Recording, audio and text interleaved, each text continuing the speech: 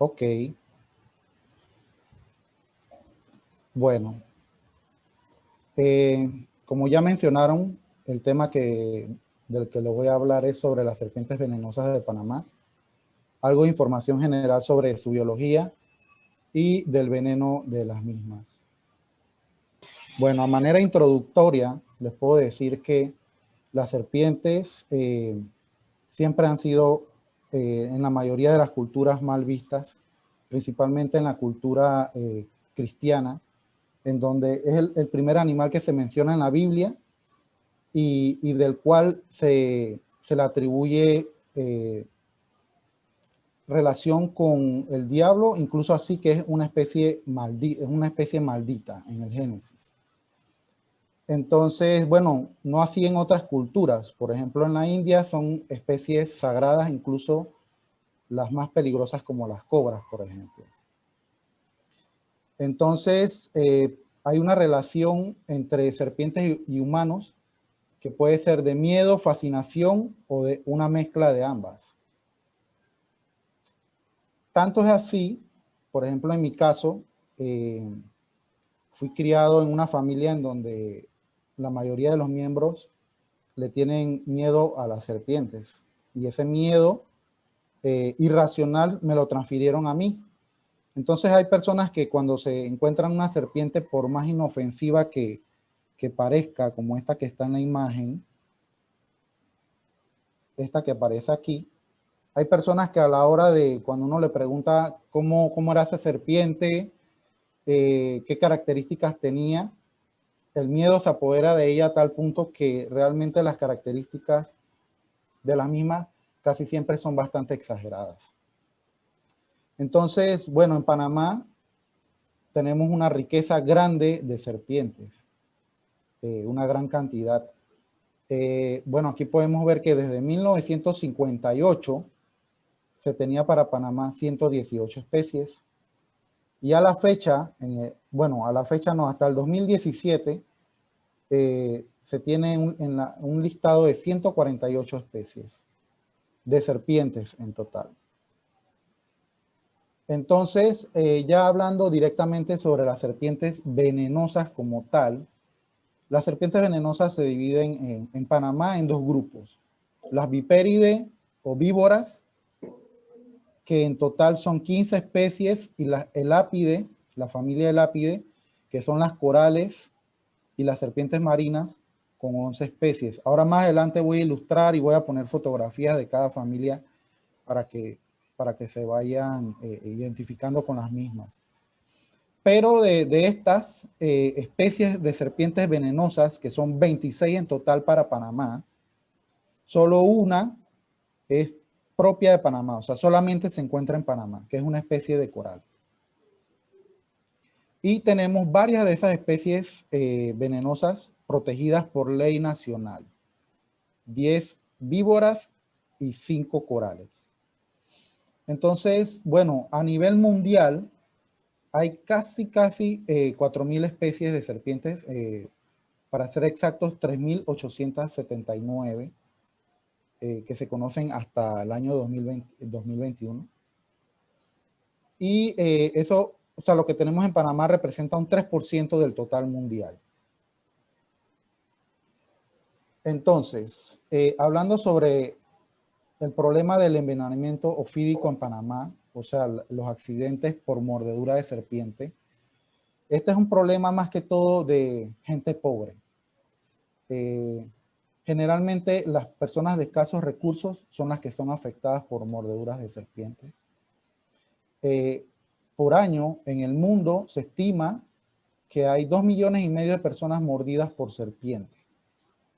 Esto es una subestimación, por supuesto, porque mucha gente que son mordidas por serpientes no acuden al médico, sino que se tratan con un brujo o con otras personas, tratamientos con hierbas, entre otros. Y por esta razón es una subestimación. Entonces, de este total de personas mordidas por año, 125,000 mueren. Entonces, bueno, para Centroamérica, ya hablando a nivel regional, la información es escasa incompleta, así como en el resto del mundo. O sea, hay mucha falta de información. Entonces, a nivel de los países de Centroamérica, Panamá encabeza la lista por accidentes al año, que son, digamos, en promedio 1.800 personas que son mordidas. Le sigue Costa Rica, le sigue Guatemala y Honduras con entre 600 y 800 casos. Después Nicaragua con 700 y por último Costa Rica con 500 casos. Después están El Salvador y Belice, que tienen muchos menos casos que Costa Rica. Entonces, generalmente, o sea, esto está asociado a personas pobres y a personas que se dedican al campo agrícola, personas que cultivan, que cosechan frutas, granos, entre otros, y afecta principalmente a los hombres en edad productiva. De estas mordeduras, el 50% de ellas ocurre en los pies, a la altura de los pies. El 30% en extremidades anteriores en los brazos y un porcentaje menor en otras regiones del cuerpo. Entonces, en Panamá, bueno, desde principios del siglo pasado, se han hecho estudios con serpientes venenosas. Tal es el caso del laboratorio Gorgas, que empezó un censo de serpientes a nivel nacional desde 1929 hasta 1953, dirigidos por el primer director del Gorgas, el doctor Herbert Clark. Y bueno, ese estudio tenía como objetivo aprender sobre las serpientes venenosas en Panamá y evaluar su importancia médica. Este sería el primer trabajo o investigación de lleno con serpientes venenosas en Panamá. Entonces, ¿qué es el veneno de serpiente? Es una saliva altamente modificada. O sea, se produce en glándulas salivales modificadas,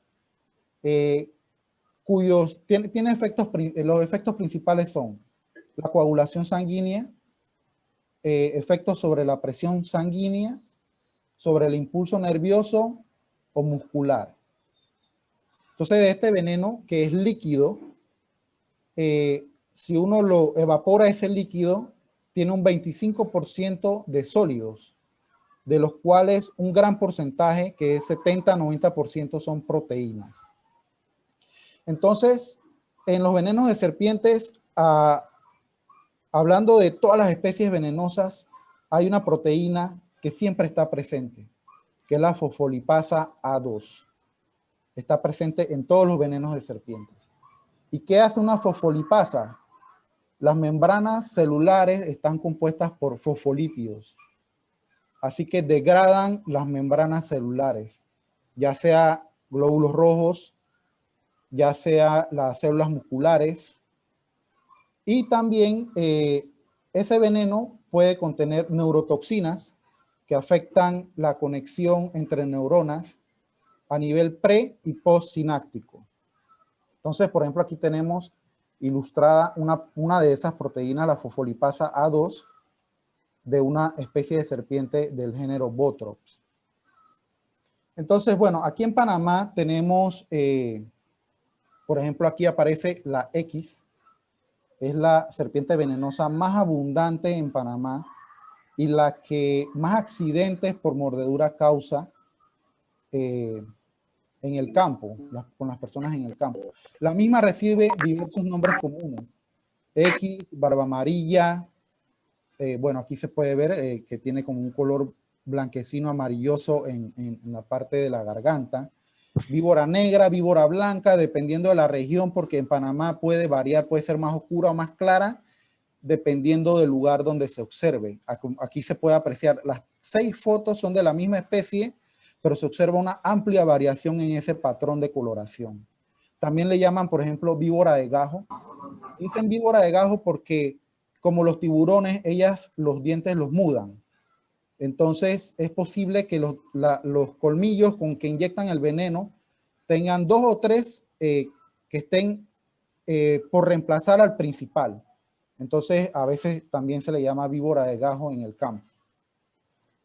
Bueno, acá tenemos otra especie, la víbora chocoana de bosque prima, digamos, una especie hermana de la anterior. Esta es extremadamente rara en el país, se encuentra principalmente en Darién y es de hábitos arborícolas, se encuentra sobre la vegetación, no se le encuentra en el suelo como a la X. Aquí pueden ver la X está en el suelo en todo momento. Acá esta, bueno, no está sobre la vegetación, pero, por ejemplo, tiene una cola prensil que le ayuda a trepar en los árboles. Entonces acá tenemos un trabajo, una investigación que se publicó en el 2018 por Pescio y colaboradores, en la cual podemos apreciar, esto es estadísticas para la provincia de Veraguas entre el año 2007 y 2008. ¿Qué podemos ver aquí? Que la cantidad de personas mordidas, o sea, el accidente de mordedura de serpiente, se incrementa especialmente aquí, ¿ve? En junio, cuando las lluvias están fuertes y están empezando, o sea, el inicio de la estación lluviosa.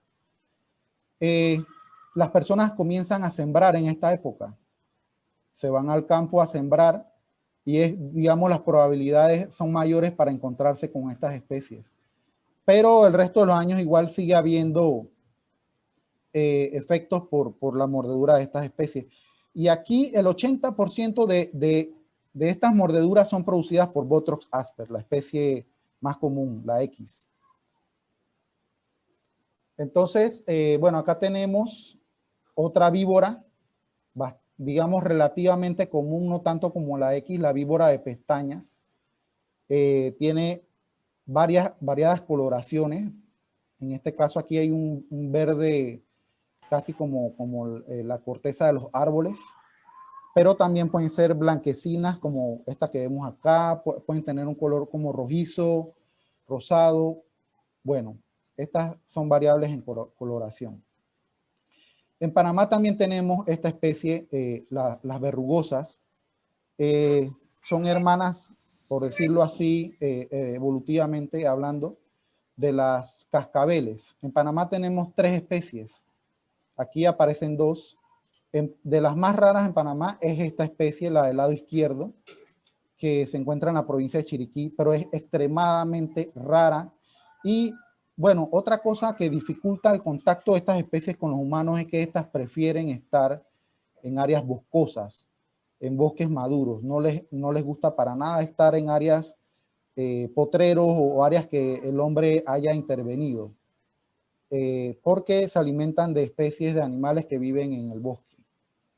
Así que los accidentes por mordedura con esta especie son extremadamente raros en Panamá.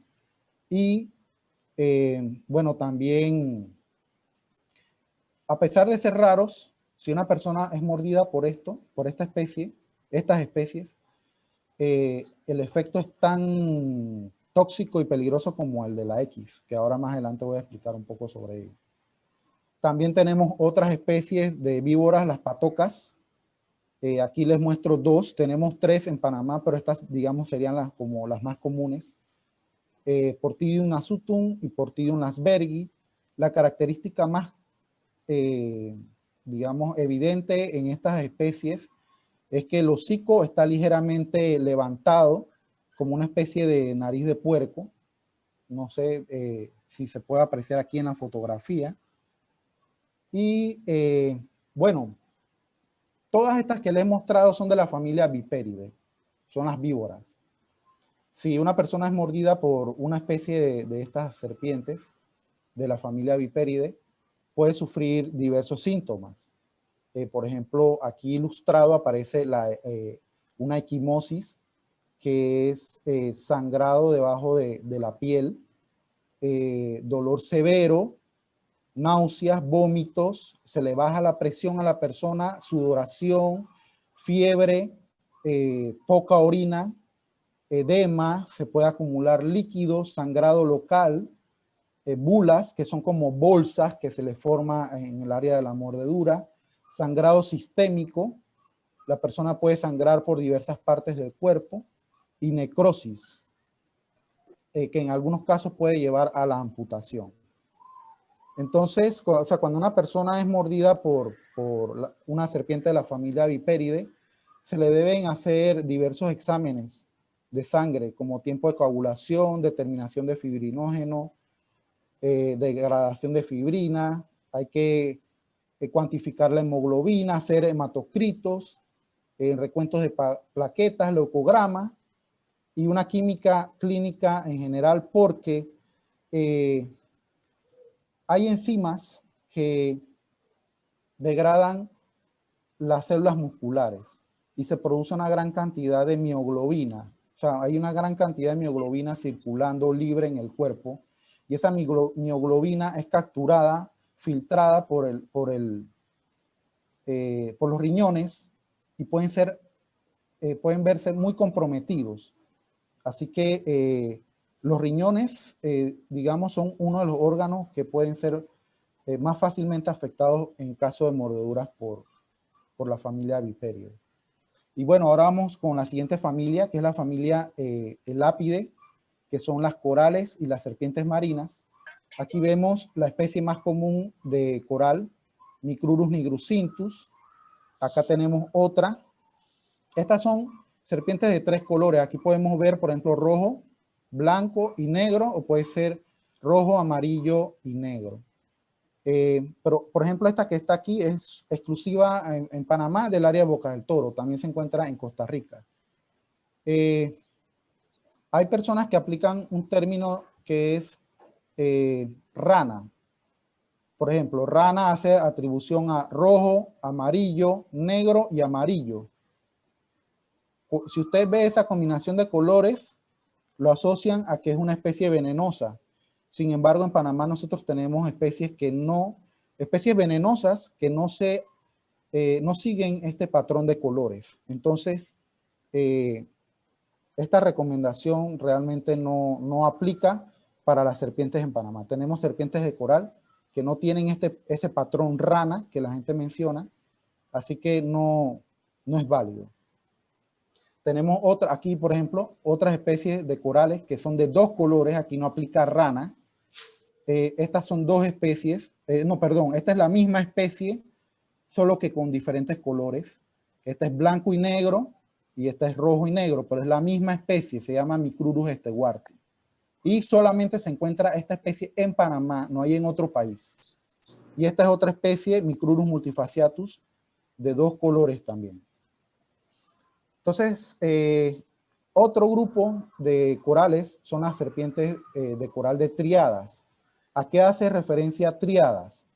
Que entre los 2 colores, entre 2 anillos rojos, hay 3 anillos negros, siempre.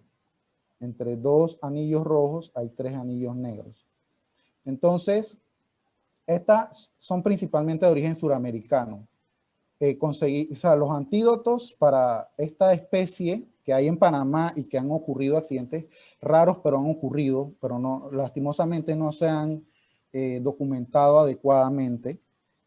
Costa Rica, con el Instituto Clodomiro Picado, no produce suero antiofídico para estas especies porque no están presentes en Costa Rica, solamente, o sea, de Sudamérica hasta Panamá. Sin embargo, para las de 3 colores y la de 2 colores sí tiene suero antiofídico. Entonces tenemos acá las serpientes marinas, que también son de la misma familia, con un veneno extremadamente tóxico como el de las corales. Y esta especie solamente se encuentra en el Pacífico panameño. Especialmente se le ve con bastante frecuencia en estación seca en el área de Azuero. No está en el Caribe, o sea, no está presente en Bocas del Toro, en Colón, en Gunayala, no está en esas áreas, solo en el Pacífico. Entonces, las corales y las serpientes marinas producen otro tipo de síntomas. El dolor no es tan severo como en el caso de las víboras, produce parestesias locales, disnea, problema para respirar, ptosis palpebral, como en este caso aquí los párpados tienden a cerrarse solos, no hay control sobre eso, disartria, la persona no articula bien para poder hablar, salivación, no hay control sobre la saliva, diplopia, oftalmoplegia, la persona no puede mover los glóbulos oculares, prácticamente es como un muerto en vida. O sea, la persona ve qué sucede alrededor, pero no puede, o sea, llega un punto en que no puede hablar, respira lento, casi prácticamente, aquí, bueno, al final parálisis respiratoria.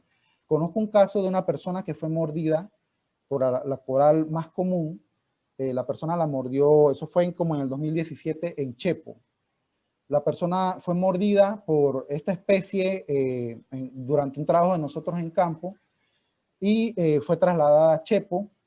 Después de Chepo, a la 24 de diciembre, y cuando llegó, no había suero antiofídico en ninguno ni en Chepo ni en la 24.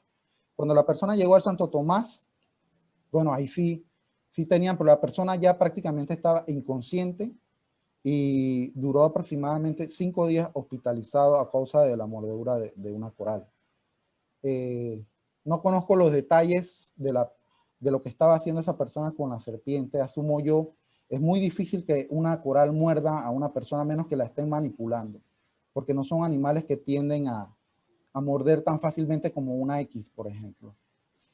Entonces, bueno, después de haber hablado de las serpientes y los problemas de salud que causan, aún así, en la simbología de la medicina, la serpiente siempre está presente. Por ejemplo, aquí podemos ver el símbolo de la Organización Mundial de la Salud y del Ministerio de Salud. Tiene una serpiente sobre una vara que, bueno, esto simboliza que la serpiente tiene el poder de curar todas las enfermedades y que en muchas culturas se le conoce o se le atribuye capaz de resucitar a los muertos.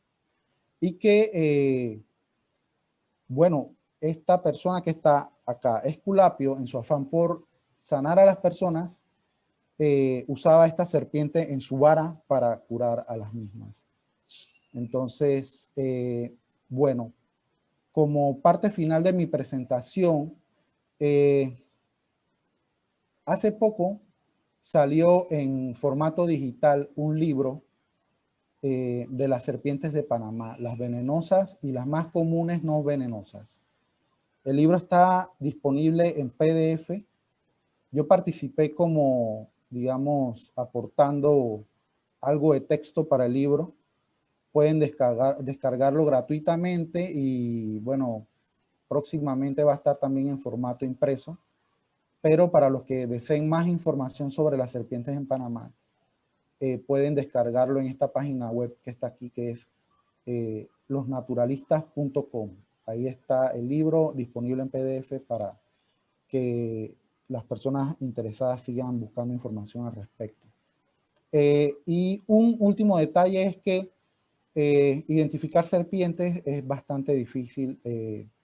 Yo ya tengo bastantes años trabajando con serpientes y me ha tomado bastante tiempo poder identificar rápidamente unas de otras.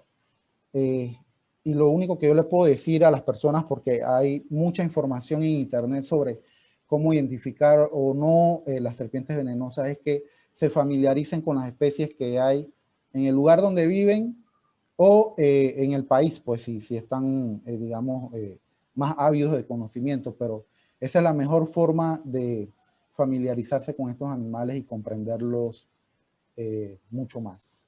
Y eso sería todo lo que quería presentarles. Buenas noches, ¿pueden ver la presentación? Sí, se puede ver. Muchas gracias. Buenas noches a todos, mi nombre es Maricel Gaitán, estudiante de séptimo semestre de la Universidad Americana, y hoy les voy a hablar acerca de los fármacos antihipertensivos. Ok, primero que todo, ¿qué son estos fármacos? Estos son aquellos que, como bien dice la palabra, son para tratar la hipertensión, es decir, cuando esos niveles de la presión arterial sobrepasan los niveles normales u habituales óptimos. En esta esquina pueden ver una fórmula pues, que les he colocado de la presión arterial, la cual considero que es importante pues, recordarla para poder comprender muchas de las cosas que voy a estar explicando a continuación. Y entonces tengo que la presión arterial es igual a ese gasto cardíaco, es decir, ese volumen por minuto por la resistencia vascular periférica. Y ese gasto cardíaco va a ser el volumen sistólico de eyección por la frecuencia cardíaca. Y es muy importante recordar que cuando alguno de estos determinantes aumenta, entonces también aumentaría la presión arterial. Es decir, que si la frecuencia cardíaca o el volumen sistólico de eyección aumenta, aumentaría el gasto cardíaco y por ende también la presión arterial. Es decir, que están bien interrelacionados y es prácticamente directamente proporcional. Pues. Acá pueden ver una clasificación pues, de los fármacos antihipertensivos, en donde he utilizado una mnemotecnia que he encontrado que me pareció bastante buena pues, para recordar esta clasificación, que es el A, B, C, D y E de los fármacos antihipertensivos. A, de antagonistas del sistema renina-angiotensina-aldosterona, B, de beta bloqueantes, C, de calcio antagonistas, D, de diuréticos y E, bueno, de estos otros, donde vamos a encontrar lo que son los vasodilatadores y los de acción central. Empezando con el primer grupo,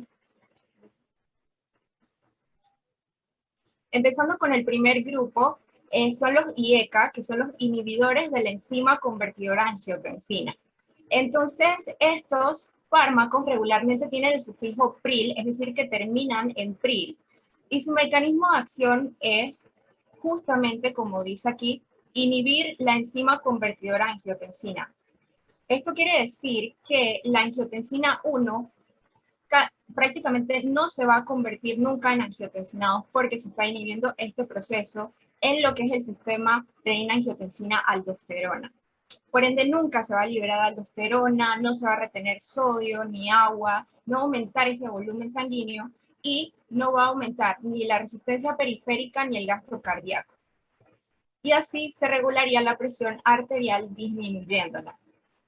Dentro de los fármacos más sobresalientes de este grupo está el benacepril, captopril, enalapril, fosinopril, lisinopril, noesipril, quinapril y ramipril. Las contraindicaciones más sobresalientes pues está lo que es la hipersensibilidad al mismo fármaco y también dice que a las embarazadas que están entre el segundo y tercer trimestre de embarazo no se le debe tratar con este tipo de fármacos. Con respecto a los efectos adversos, pues está la tos seca, la hiponatremia, el angioedema, el deterioro de la función renal y la hipotensión. Y un dato curioso con estos fármacos es que se descubrieron por primera vez en los venenos de serpientes. El captopril tiene una dosis inicial de 6,5 a 150 miligramos de 2 a 3 tomas al día con una vida media de 3 horas. Y su presentación es en tabletas y en este caso pues podemos ver una de 25, pero también puede estar en 50 miligramos. Los ARA2 es otro grupo de antihipertensivos, los cuales son fármacos que casi siempre pues van a estar terminando en sartán. Su mecanismo de acción actúa justo aquí, bloqueando lo que es esa unión entre lo que es la angiotensina 2 a los receptores de la angiotensina 1. Estos fármacos están contraindicados en el embarazo totalmente. Y aquí, como esto aquí está afectado, todo lo que anteriormente les comenté en el anterior fármaco no se va a dar. No se va a dar todo este proceso que resta del sistema renina-angiotensina-aldosterona y por ende, entonces, no va a aumentar la presión, se va a regular y va a bajarse. Los fármacos más sobresalientes están lo que es el candesartán, el eprosartán, irbesartán, losartán, olmesartán y valsartán. Sus efectos adversos son boca seca, hipotensión, hiponatremia, daño renal en el feto. Por eso es que están contraindicados en las embarazadas. El losartán ¿ok? Tiene una dosis inicial de entre 25 a 100 miligramos, con una frecuencia de 1 a 2 tomas al día, con una vida media de 2 horas, y tiene pues presentaciones en tabletas. El otro grupo son los beta bloqueadores.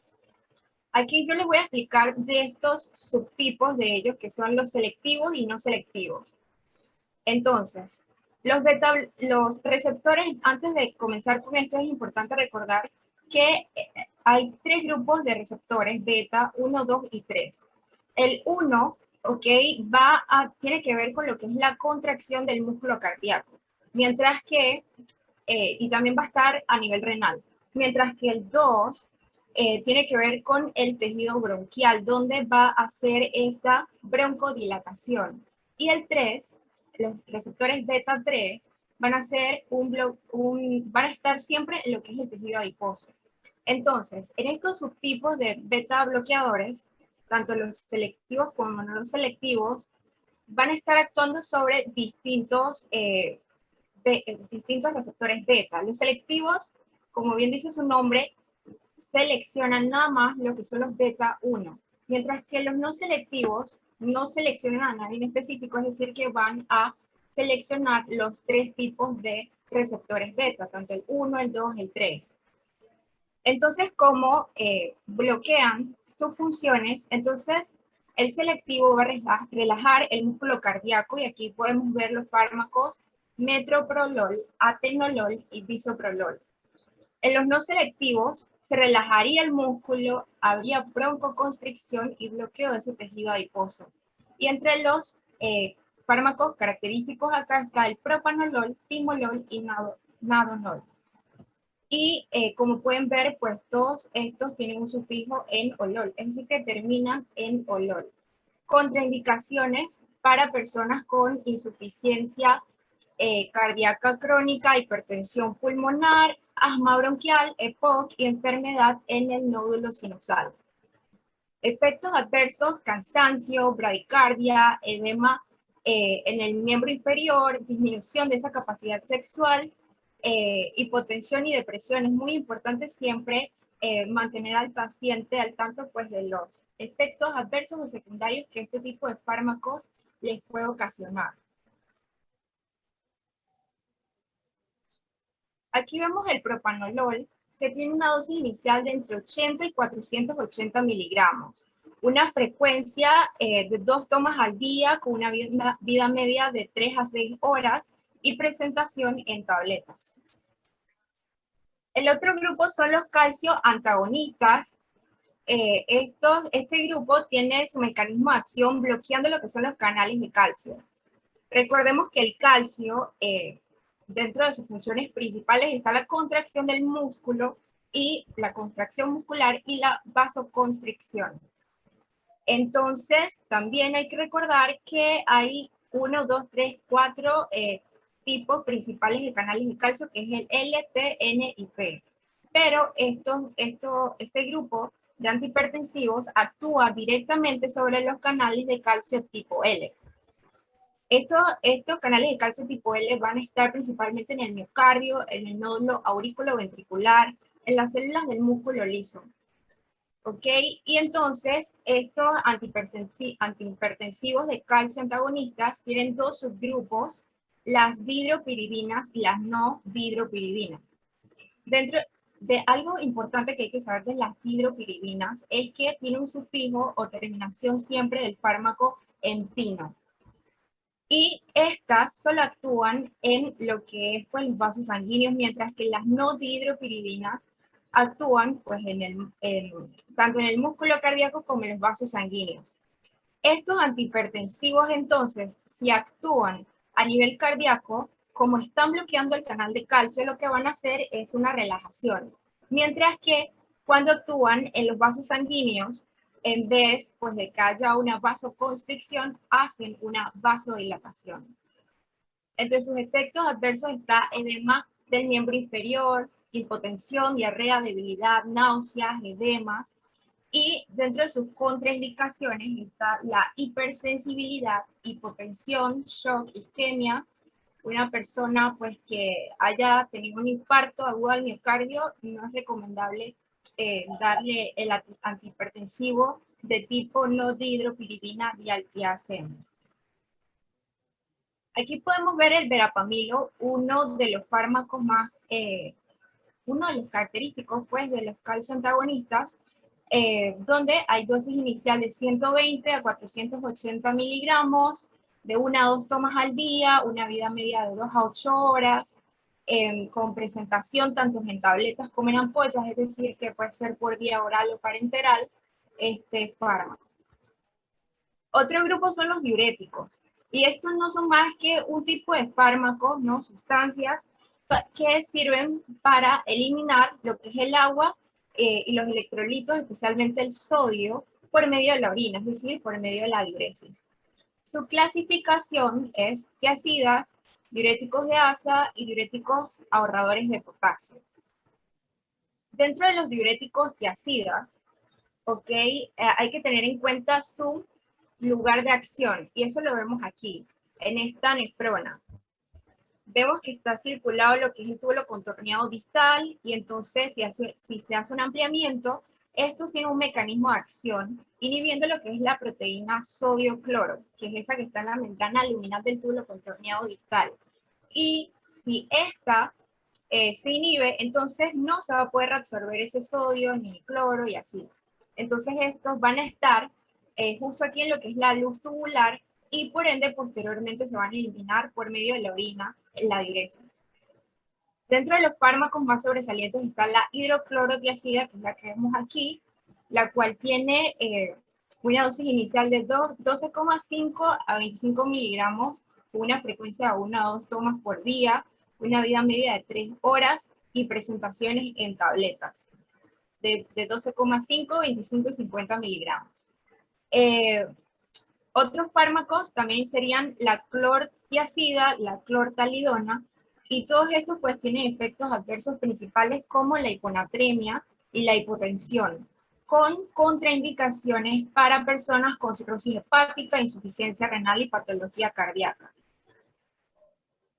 Los diuréticos de asa, por otra parte, tienen su lugar de acción justo aquí, en la rama ascendente gruesa del asa de Henle. Si se amplía, viendo la célula normal, aquí regularmente en la membrana luminal va a estar lo que es la proteína potasio, sodio, cloro, y estos diuréticos, al momento de actuar, por así decirlo, en esta célula, entonces lo que van a hacer es inhibir esa proteína. Por ende, ese potasio, ese cloro, ese sodio y todos estos tipos de electrolitos van a quedar aquí en la luz tubular. Posteriormente también se eliminarán por medio de la orina, se secretará. Entonces, aquí podemos ver los fármacos más sobresalientes, que está la furosemida, la bumetanida, la torasemida y el ácido tacrínico. Con respecto al ácido tacrínico, este causa ototoxicidad, es decir, que va a haber algún tipo de daño o repercusión en lo que es la visión, en la audición, y pues también puede haber algún tipo de desequilibrio, debido al daño en el oído. Entonces, también podemos ver que hay hipovolemia, hiponatremia, alcalosis metabólica, y dentro de sus contraindicaciones está cirrosis hepática, insuficiencia renal limítrofe terminal e insuficiencia cardíaca. Con respecto a la furosemida, tiene una dosis inicial de entre 20 a 40 miligramos, de 1 a 2 tomas al día, una vida media de 1 hora, y pues también puede darse por vía oral o parenteral.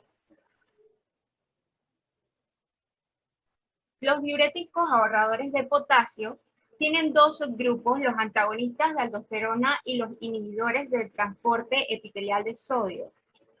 Entonces, estos actúan en lo que es el último segmento del túbulo distal y el primero del túbulo colector.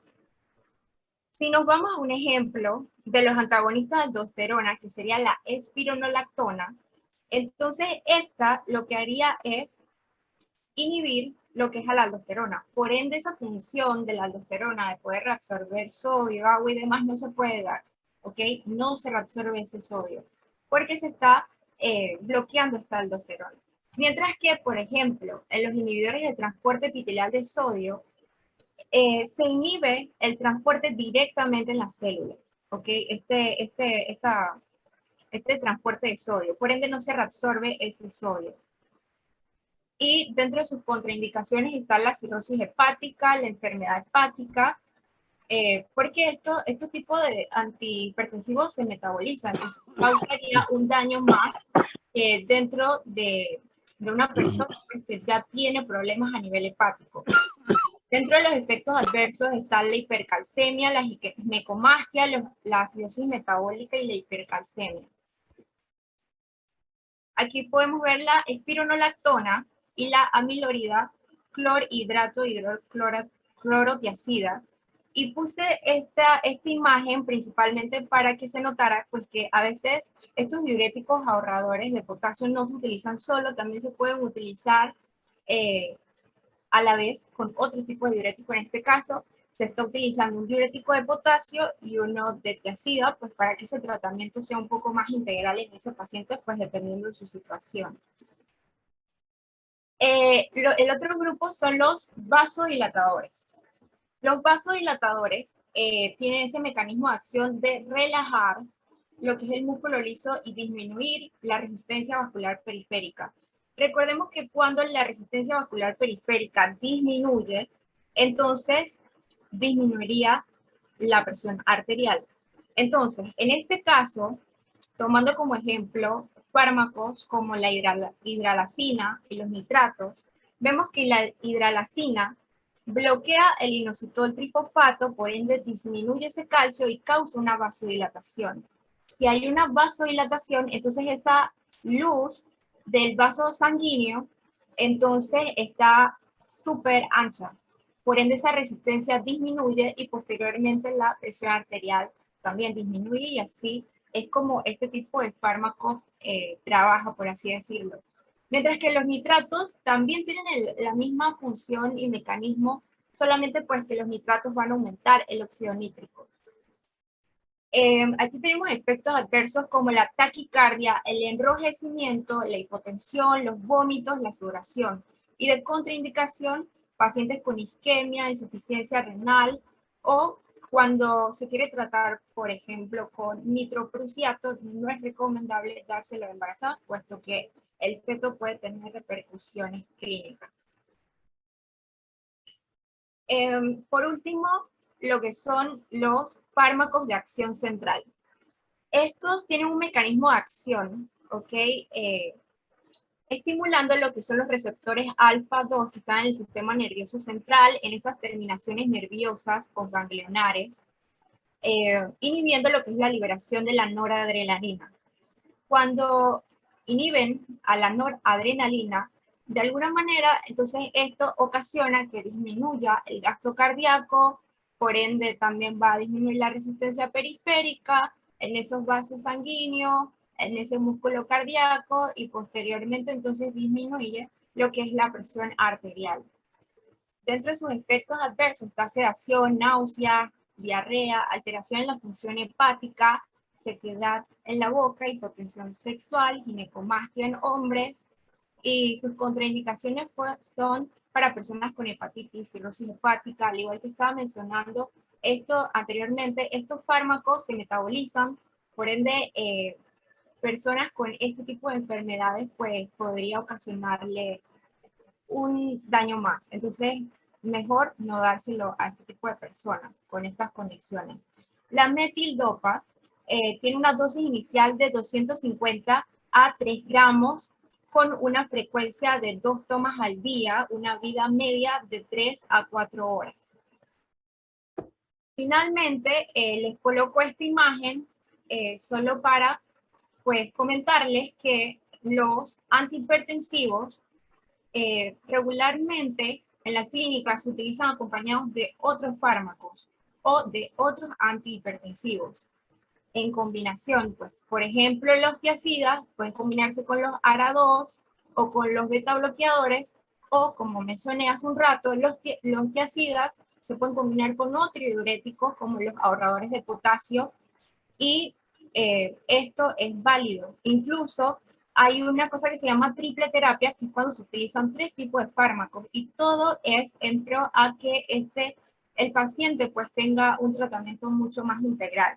Además, estos antihipertensivos en ocasiones se utilizan en concominancia con otros fármacos porque regularmente una persona que tiene hipertensión tiene otras comorbilidades. Y bueno, pues todo esto es para un mejor tratamiento integral en el paciente. Muchas gracias por su atención.